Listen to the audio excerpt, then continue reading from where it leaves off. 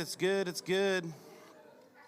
I wanted to say a few words introducing Sheriff Tuggle, and we want to thank you for coming with your wife. Linda, it's great to have you with us as well. We honor you too. Yeah, give him a hand, give him a hand. So DeSoto County is Sheriff Tuggle and Linda's home. They grew up here. And he grew up in Hernando, graduated Hernando High School. I won't say what year, but you continue to call Hernando your home. And but his career started really as a Marine in, well, I won't say the years, but we'll just say that he served as a Marine. Somebody say, hooah. And then he served the citizens of Hernando as the shift commander and training officer in the police department. And then he spent the 26 years, as I mentioned earlier, as a highway patrol officer in Mississippi. And then actually retiring that as a lieutenant colonel, command level staff officer. Thomas Tuggle served as the director of the Mississippi Law Enforcement Officer Training Academy, the largest law enforcement training facility in the state of Mississippi here. And like I said earlier, he has strong conservative values that he was raised with that he still lives by today. And we're thankful for that. Married to not only his high school sweetheart, but they've known each other since the first grade, I think. That's pretty awesome. Mississippi born and raised, Hernando, DeSoto County. It's good to have him representing here. So Sheriff Tuggle has 30 years of experience in law enforcement. He joined the United States Marines, as I said, right after high school, graduated basic training with honors, and he deployed to the Middle East in '91, where he earned the Combat Action Ribbon and a second Navy Achievement Medal and a fourth promotion. Sheriff Thomas Tuggle returned to Hernando and joined the police department and later graduated from trooper school as top trooper. He graduated with distinct honors from every military or law enforcement training school he attended. Even graduated from the FBI National Academy and served as executive officer of the Mississippi Department of Public Safety during Governor Haley Barbour's administration. He participated in securing $25 million in federal funds to train Mississippi officers in responding to active shooter situations. He's a life member of the NRA, where he serves on the outreach committee. Isn't it good to have a Second Amendment American with us today? He's always believed that we, the people, will repeal any action restricting gun ownership. He has served on the NRA, as I said, and he's trained over 10,000 city and county officers. Sheriff Tuggle started a law enforcement consulting business, and he teaches executive leadership and law enforcement ethics and professional development all across the country. And like I said earlier, his top priority is ensuring that our kids are safe in DeSoto County schools and fighting violent crime, which we do not have a lot of, and we're not going to have a lot of, right? Because we have good leadership in this county. I just want to say that there is a lot of people leaving liberal, woke states for the middle of the country, and they're not going to bring their liberalness to our cities and counties. And I just want to just say that I'm thankful for the conservative leadership and the continued conservative leadership of DeSoto County.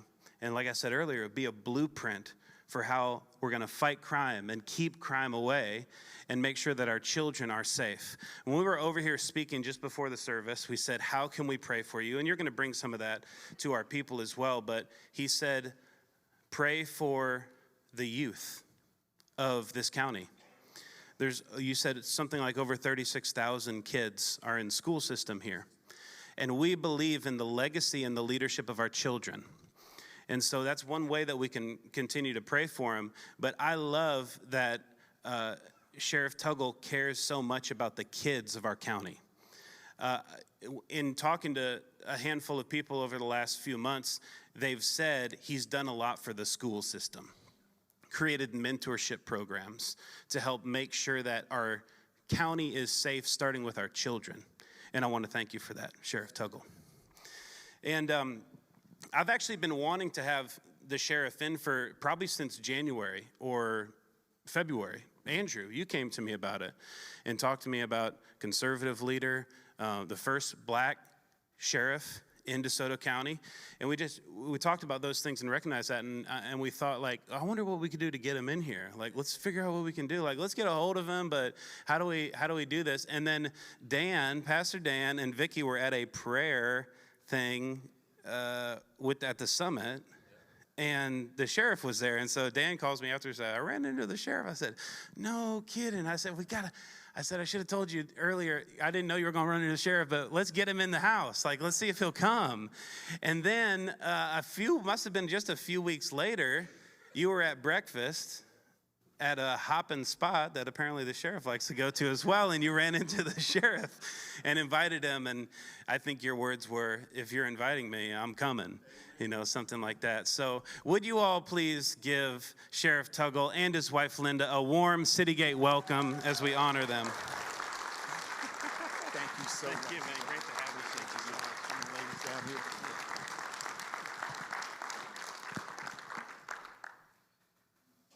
As long as there are those who can remember what was, you will always have those unable to accept what can be, and they will resist. CityGate, you are what can be. You are. There are 4 things in life you can never recover. The stone after the throw. Once you throw it and it's on a path to a window, that's a broken window. You can't get it back. The word after it's said, you call him or her that name. You can go through life and be best friends, but they will always remember what you called them. The occasion after it's gone. You missed that graduation, that T-ball game, that wedding, that anniversary. You can never get it back. But most importantly, out of the 4 things you can never recover is time. Once the time is gone, you can never recover it. 2 things in life that defines you. Patience when you have nothing, and attitude when you have everything. Those are the 2 things in life. Well, good morning, CityGate. Thank you so much for inviting me. It is an honor, indeed an honor to be here, and of course to be in the presence of such great people. My wife, when I came home and I told her, I said, we're attending CityGate, and she said, where is that? We've been here our whole life, and I said, it's off of Getwell. She said, well, there's a lot of things off of Getwell. But Dan, thank you so much for being persistent. We talked, and I was having breakfast, and he approached and says, you're coming. And I said, yes, sir, I am. And so I am very, very grateful for you and also everyone in this room. Thank you to the staff and the church members for inviting me to share my life, faith, and career with you. Let's give it to our music ministry. What a beautiful voice. Oh, my goodness. Awesome voice. I just wanted to, and plus the rest of the music, they're great. But I just wanted them to just relax and just let you go because you are gifted. You are definitely gifted. Where's my drummer? My man, is he still in here? I can make a great Marine out of him because he was at it. He was doing a very good job. He's Air Force? Oh, I'm disappointed in that. But we can still work with him. We're great. I won't be long. I'm going to talk a little bit about my journey and then talk about my military career and then talk a little bit about where we're going. Yes, I am definitely invested in the youth. That was part of my promise on the campaign trail. If we don't invest in today's youth, tomorrow has no future. That's a fact. So we have to. So we spent a lot of time working with our youth. I've lived in DeSoto County my whole life, except for the time I served overseas. I've known Linda since the 1st grade. We attended the same church, and we were baptized together in middle school.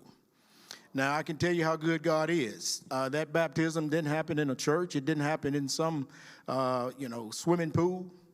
It happened in a pond in one of the church members' backyard in the summertime. And I'm going to share with you how good God is. Now, we're walking out through bush, grass, trees, and we finally get to this pond. There's bush, grass all around the pond. We go in, and in the name and the Father and the Holy, boom, go down, come back, got a new walk. I'm walking differently. My wife, she comes out, we're walking differently. We get back, shower up, go to church, and finish that. A week later, I go back just to revisit, and I couldn't even get to the pond because there were so many snakes. Now, you tell me, where were those snakes when God was bringing, whoo. You can't tell me it's not real. You can't tell me it's not real. Didn't see one snake. We were out there in that pond getting baptized. The next week, they were all over the place. So they must have heard God is coming. So in the 8th grade, my wife and I were voted best dressed, most intellectual, most school-spirited, best citizens. In high school, we were Mr. and Miss Hernando High. I am 56 years old. She is 56 years old. I've known her for 51 years. We've been together for 40 years, and we've been married for 34 years. She is my wife, my soulmate, business partner, and best friend. We have one daughter, Courtney, and a son-in-law, Josh. So I have been truly been blessed. And thank you, baby, for all of those wonderful years. I am just grateful for that. Yeah. During and immediately after high school, Linda worked as a cashier at Big Star in Hernando. How many of y'all familiar? You're lifelong DeSoto County. You're Big Star in Hernando. And I worked at Stylecraft Lamps. And she went on to nursing school, and I joined the United States Marine Corps. They say the two most important days in your life are the day you were born and the day you discover your purpose. I thank my mother, Zelma, for that first day. I am thankful for the lessons she shared with me as a young man. Although they were very painful for me physically, they were just as painful for her emotionally. Today, I can say her tactics worked. In a world where many of our youth desperately need structure, I believe her methods are still necessary, and I am grateful that she did not spare the rod. She did not spare the rod. I thank the United States Marine Corps for the second. I was on track to a promising military career, 3 meritorious promotions, perfect proficiency scores, 2 tours in Japan, 2 Navy Achievement Medals, and more. But God had different plans for me. During my combat tour in the Middle East, I realized that all of my previous struggles had prepared me for that moment. The night before a major military operation, our commanding officer told us to write a letter about what we wanted someone to say at our funerals. This was a real wake-up call for a 21-year-old leading a group of Marines. What would you want someone to say about your life?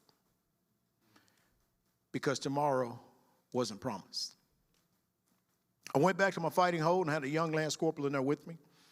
And he's sitting there, mucus coming out of his nose. He is just not accepting the fact that tomorrow is not promised to us. We were about to walk into the tiger's den, the lion's den. So I yelled at him and told him to get himself together and continue the task. So I started my letter, Dear Mom. And after the first sentence, I felt the urge to make a phone call. Now, you may wonder, how were you going to make a phone call? This is 1991, when cell phones were figments of one's imagination. Well, this phone didn't need any money. Dialing or signal, didn't need a dialing tone or signal. It just required both of these knees to touch that sand. And when they did, I had instant connection. There was no operator. I was on the phone with who I needed to talk to. I prayed to God for protection and guidance. I said, God, if you get me and all the Marines entrusted in my care, that means my decision will determine whether or not they live or die. If you get us out of this situation, I promise you I'll find something else in life to do. And he answered my prayers. The next night, the commanding officer said CNN is going to report United States military forces, along with coalition forces, will start engaging Saddam's forces at 0800 on the 24th of February. He said, Marines, We're going to engage those forces at 6 p.m. on the 23rd. We will be fighting for a whole 12 hours before the world knows that we're engaged with Saddam's army. Prepare your mind for war. Now, when I went to basic training, boot camp they call it, my drill instructor says there are 3 commands you're going to hear in your entire career as a Marine. One of them, I pray that you never hear. The first one was prepare your mind for a training exercise. You're going to hear that throughout your career. The second one was prepare your mind for deployment. Some of you will hear that. And the third one is prepare your mind for war. Some of you will hear it. Now, when he said this is 1987, when he said that, I said to myself, war? 1987? Strongest country in the world? We're training for Russia, but I don't think that's going to happen. And it did. So when the commanding officer made that statement, prepare your mind for war, all 285 of us were like synchronized swimming. We all pulled out our dog tags, and we had 2 dog tags on. We took that one off and put the other one in our boot and kept one around our neck because we were going across a landfill, landmines everywhere. At least they would be able to recover the remains. 21 years old, 45 Marines entrusted in my care. If I survive, will I have the strength to make contact with his family and express my gratitude and his service to a grateful nation? 6 p.m. came. We started, went across the border of Kuwait, Saudi-Kuwait border, and engaged the enemy. We kept moving until we reached the outskirts of the Kuwaiti International Airport. All of the specialists and the analysts said it would take us 3 to 4 weeks to get to that airport. That was our job, secure that airport. We arrived at the airport less than 100 hours. Fighting was something that I can't find a word for. If anybody brags to you about the images of war, they've never been there. And sir, in order to get a true depiction of how precious life is, you can't get it unless you have looked into the eyes of death. That's what I tell our youth, not in those words, but to be grateful for the people that are making sacrifices for them. We made it to the airport. We secured the airport. The war was over. 6 weeks later, we were deploying back to Hawaii. That's where we were stationed. And I fulfilled my promise to God. I left the United States Marine Corps. Now, shocked the entire base. People were saying, you are on the track to be extremely successful in the Marine Corps. 4 promotions in less than 4 years. Combat Action Ribbon, a Navy Achievement Medal with a Gold Star. You are what the Marine Corps is looking for. Why are you leaving the United States Marine Corps? And my answer back then, and my answer is to the day, when you make a promise to God, you better keep it. And I did. So I began a new journey filled with challenges, which led me to my law enforcement career. I never searched for opportunities. My career was always about finding challenges. Have you ever noticed the people that are waiting for the right opportunity often face challenges instead? But those who seek challenges often discover rewarding opportunities. In 1992, I started my law enforcement career as a police officer in Hernando. I quickly realized that the Mississippi law enforcement officers were among the unhealthiest in the nation. I was fortunate to attend the State's Academy, where I graduated as class president, ranked top in physical fitness, and received several other honors. That's when I met a man named Pat Cronin, a lieutenant with the Mississippi Highway Patrol, who became a very important part of my journey. This was in 1993. I joined the Mississippi Highway Patrol in 1996, and by 1998, I was working under now Captain Cronin. With his guidance and my determination, we changed how people viewed law enforcement officers in Mississippi. The process was difficult, But after years of hard work, the profession came to accept it. We began graduating officers who were well-educated and physically fit. The old images of patrol cars parked behind donut shops faded away. We even joked about teaching officers to park across the street and walk over. But in all seriousness, we did. You don't have the car right in front of the donut shop, okay? If you want that donut, go down the street, then walk down and get that.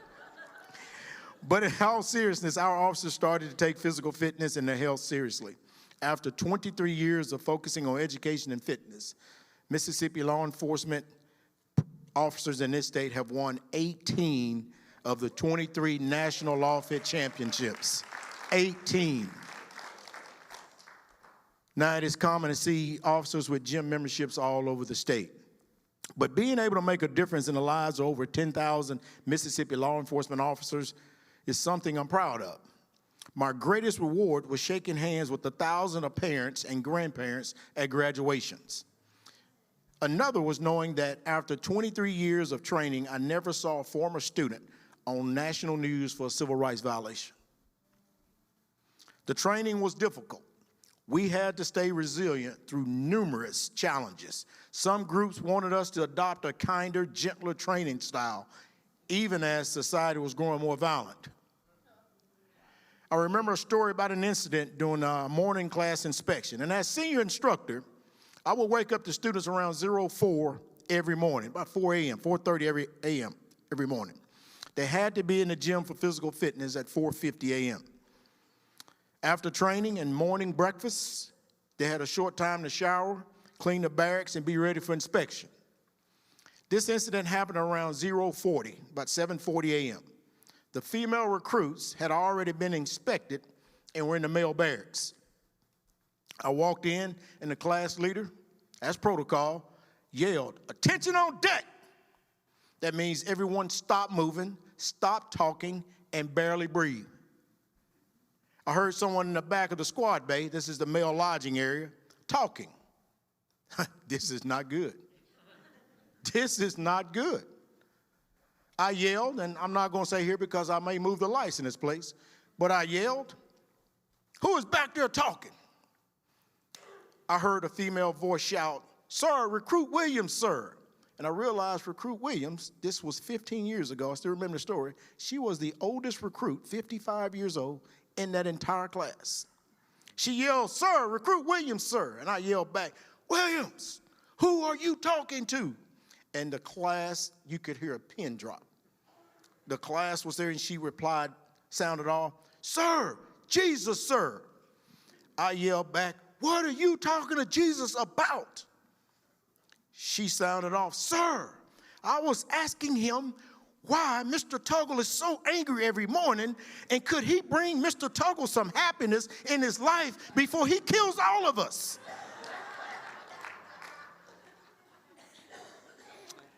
I yelled back, "Well, what did Jesus say?"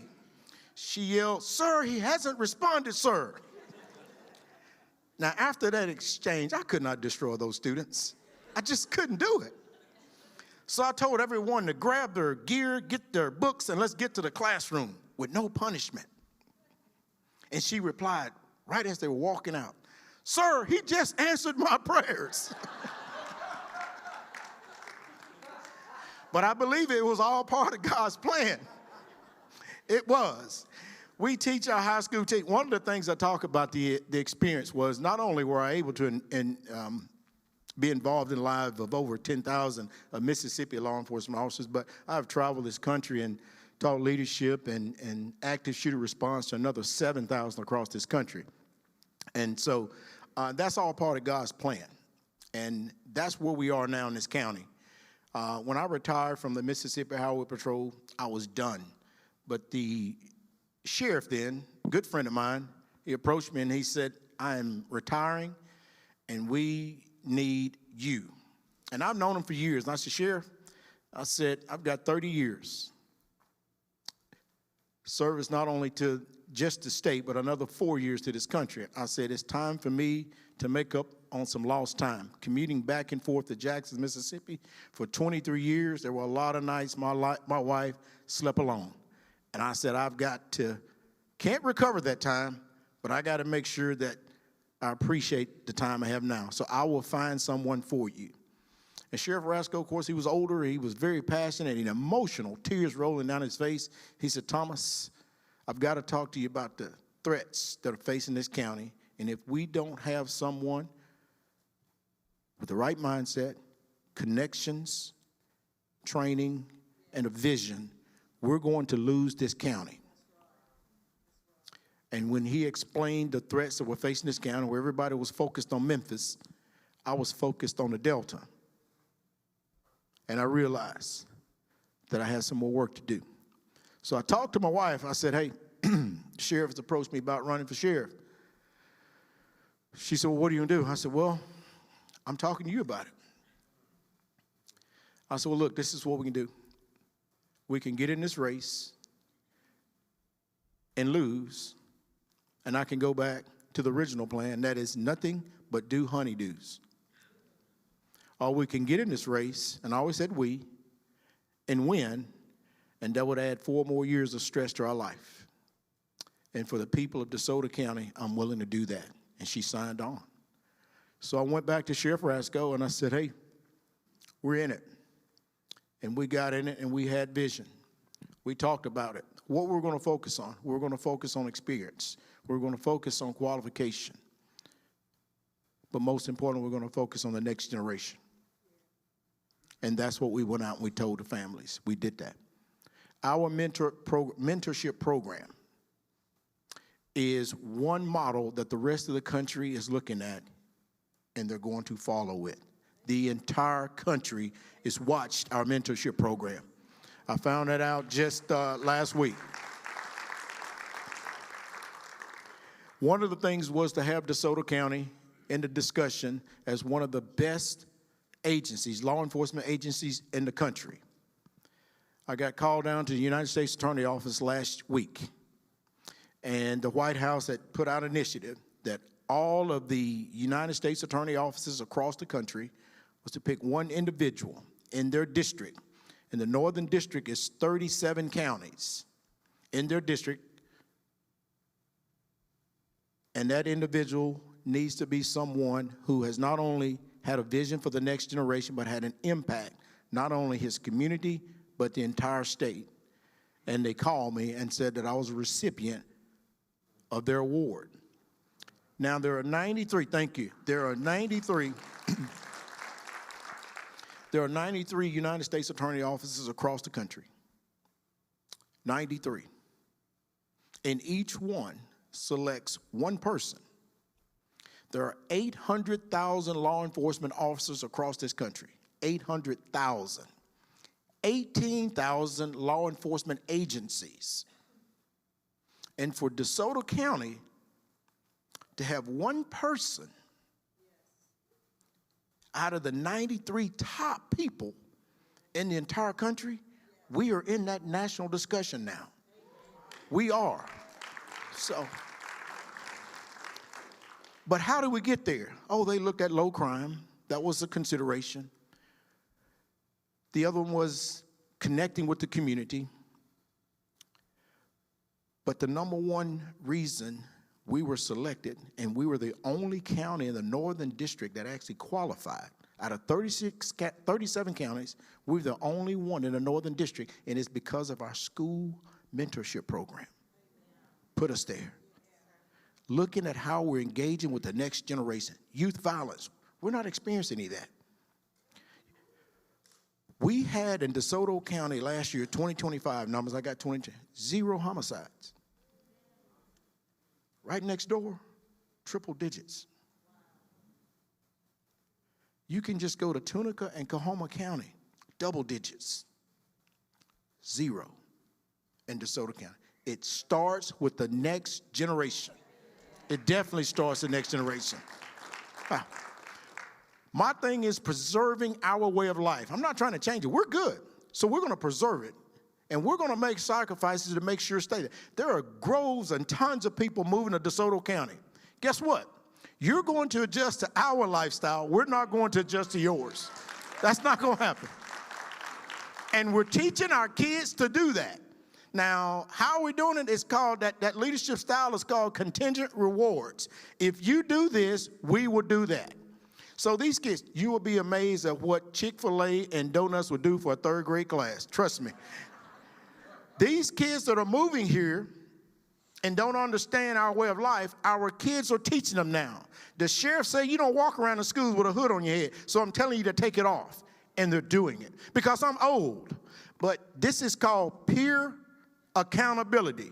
When you have a fourth grade telling another fourth grader to pull your pants up, because that's not what we do here, we're having success in this county. And it's going to continue to have it.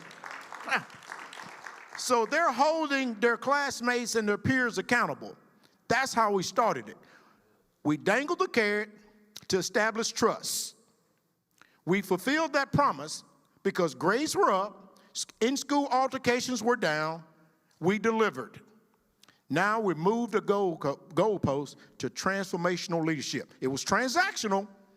You do this, we'll do this. Now it's transformational. We're building the next generation of leaders.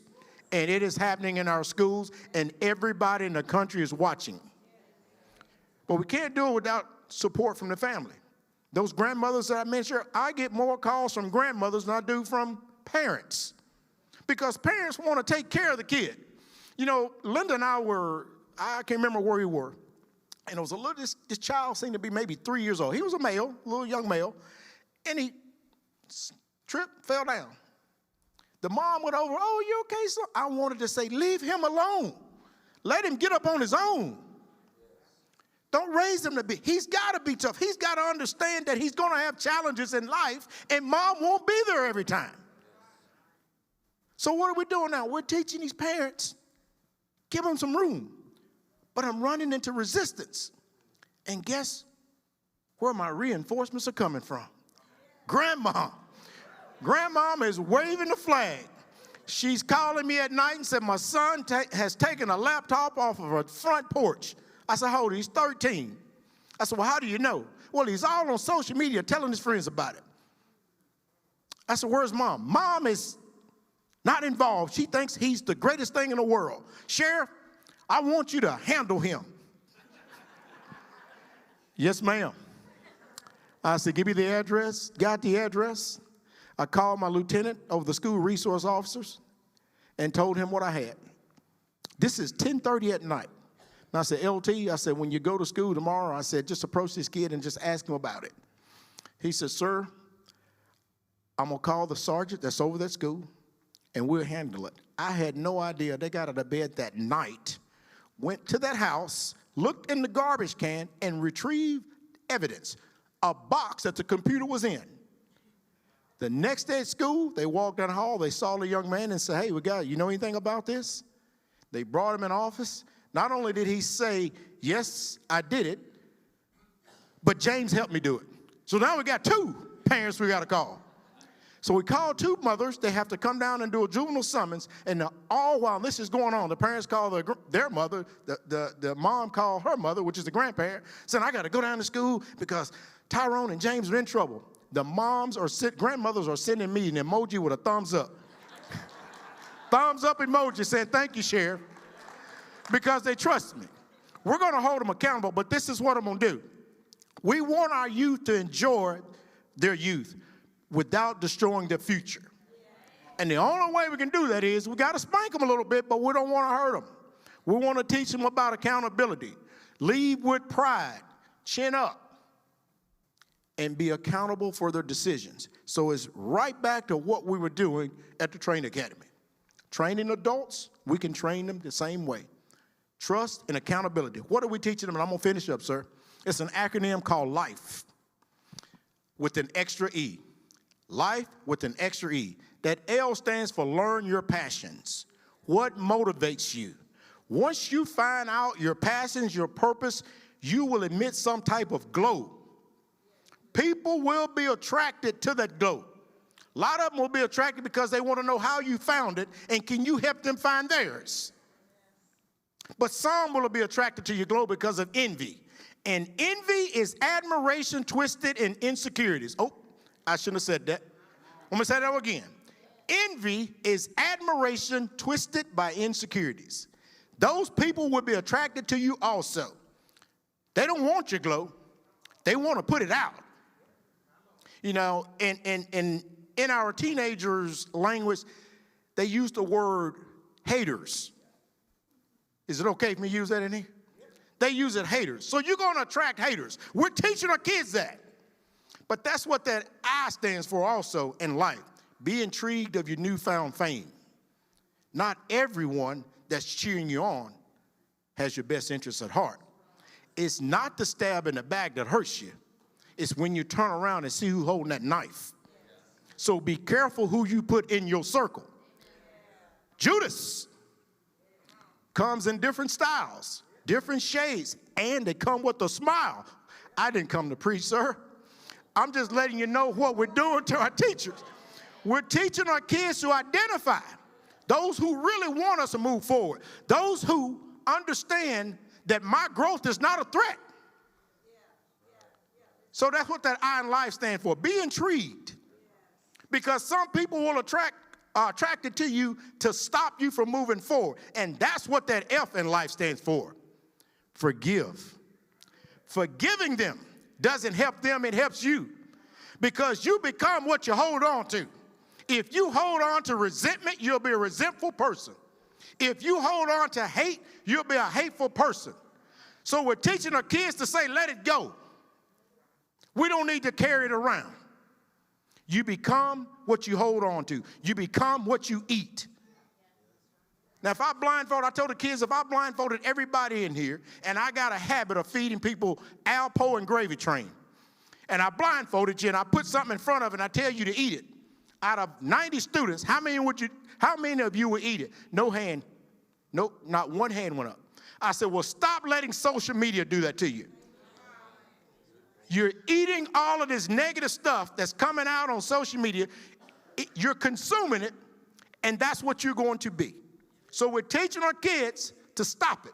The F stands for forgiveness. Forgiveness helps you, not them.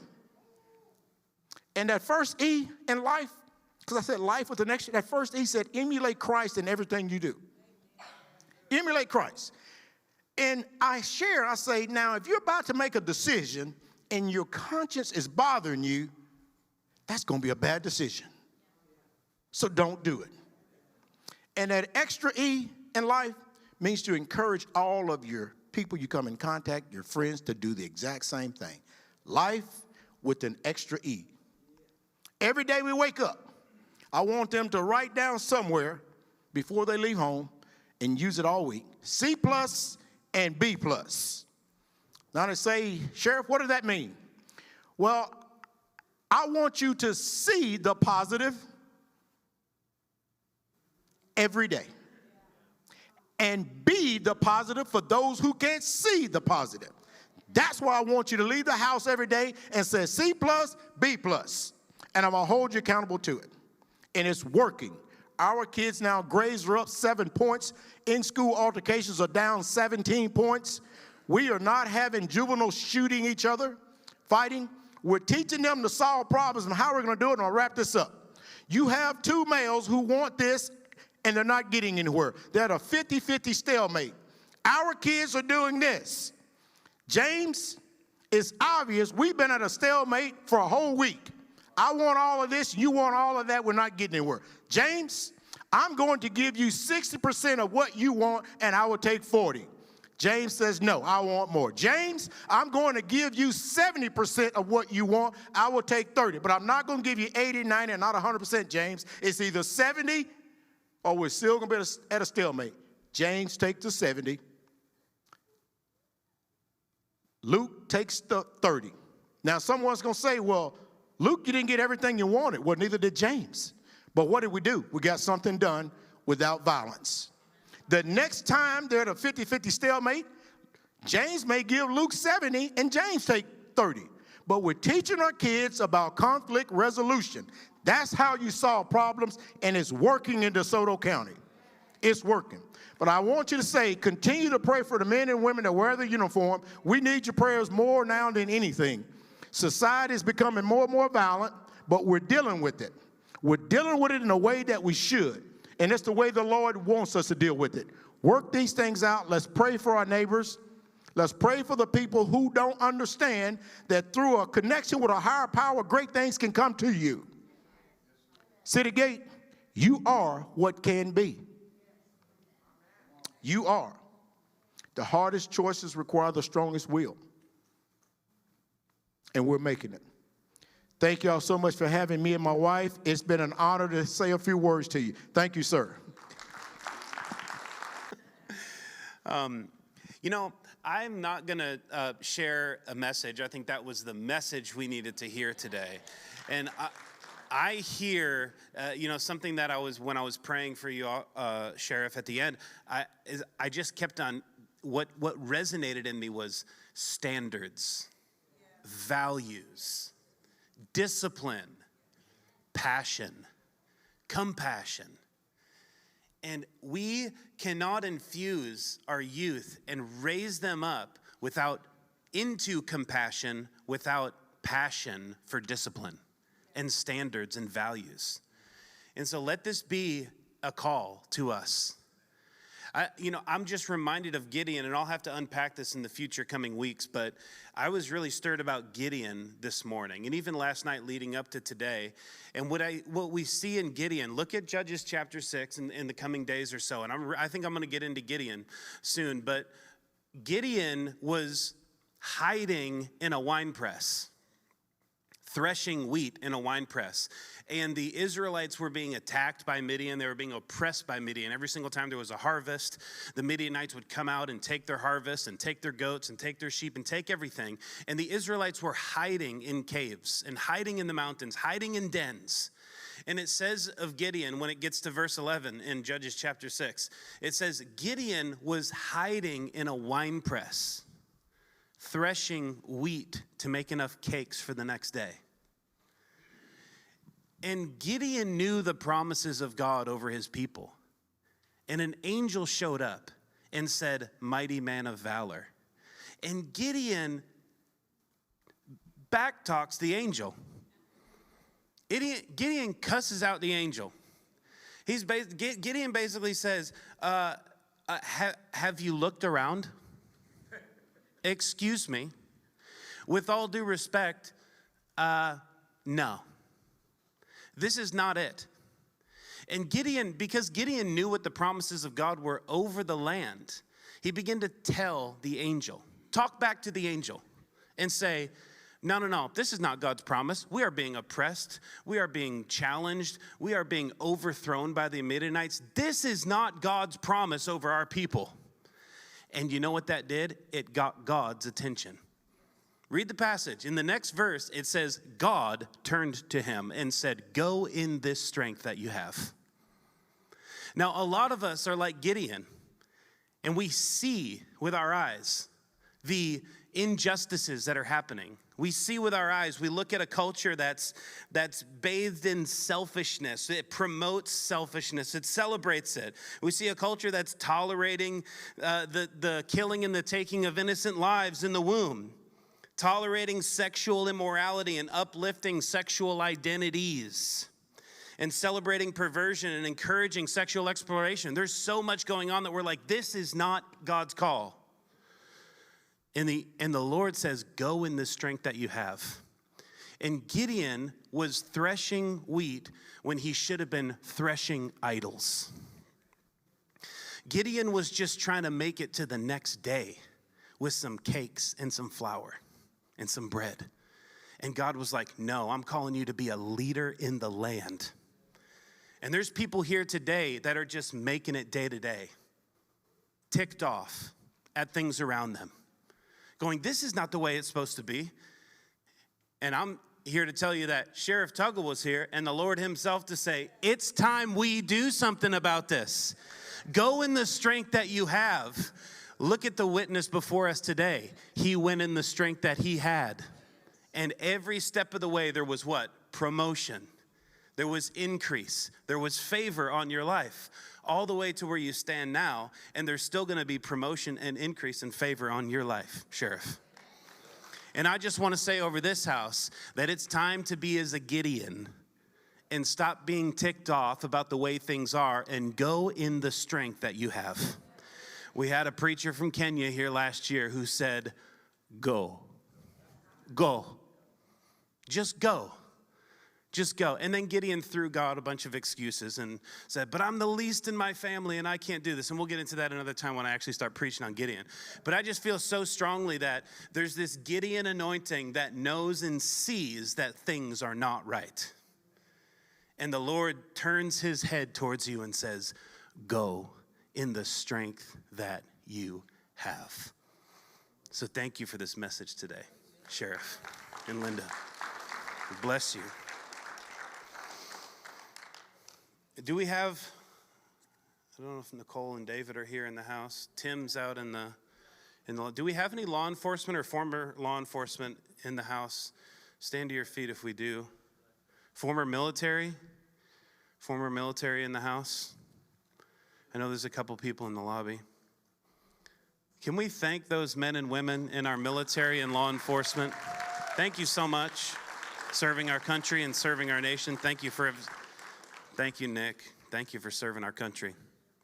It's amazing. Thank you, Tim. I see you back there. Officer Yancey, doing security today. We have many law enforcement. Thank you, Ken, for serving our country. Army, right? Yeah.